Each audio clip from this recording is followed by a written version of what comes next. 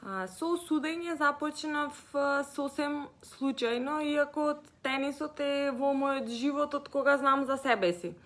Во 2008 година Македонија беше организатор и домаќин на Девис Куп над преварите, па беа потребни суди и така јас и татко ми и брат ми бевме поканети од Македонска тениска федерација да го поминеме основниот курс во Скопје и да бидеме дел од турнирот.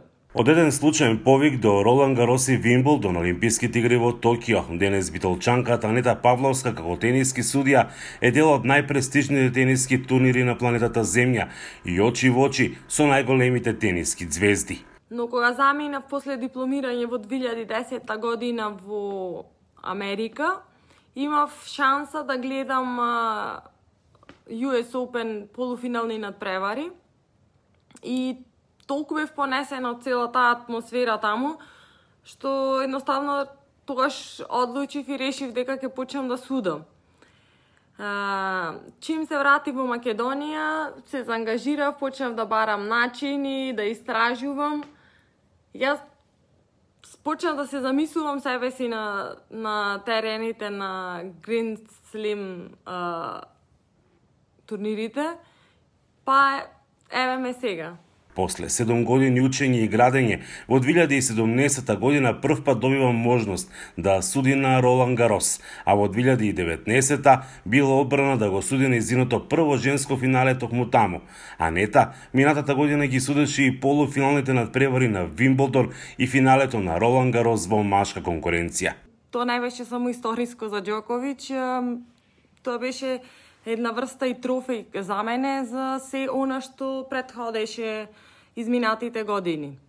Со оглед на тоа дека на еден Grand Slam турнир аплицират околу 800 кандидати од целиот свет и само 300 се избрани да судат, а на крај остануваат само 20 и имаат привилегија да работат на финалето. Тоа доволно зборува што значи едно финале, посебно за мене, која доаѓам од земја која што и не е баш позната на тениската карта. Ја прашавме што значи за неа да се биде првата македонка, судика на најголемите тениски турнири.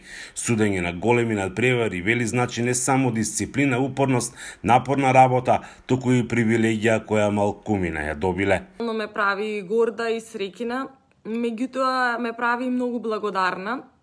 Јас долго време не изборував за мојата кариера, за мојата работа, но сватив дека грешам и дека битно е да ја споделам својата приказна како еден позитивен пример за младите генерации кои покажува дека навистина не е битно од каде доаѓаме, туку побитно е каде одиме и што сакаме да постигнеме во животот. За да се биде тениски судија покрај основниот курс кој треба да се помине, добро е да се има и некое претходно познавање.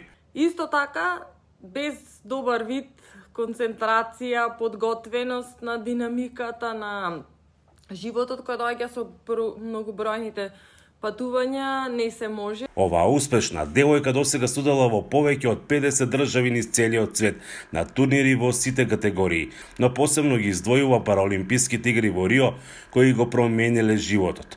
Минатата година ја заврши со турнирите од австралиската серија на Австралија Open, а годинава ја почна со судењето на United Cup. Се подготвува за Олимписките игри годинава во Франција. За Гласот на Америка, Мики Трајковски.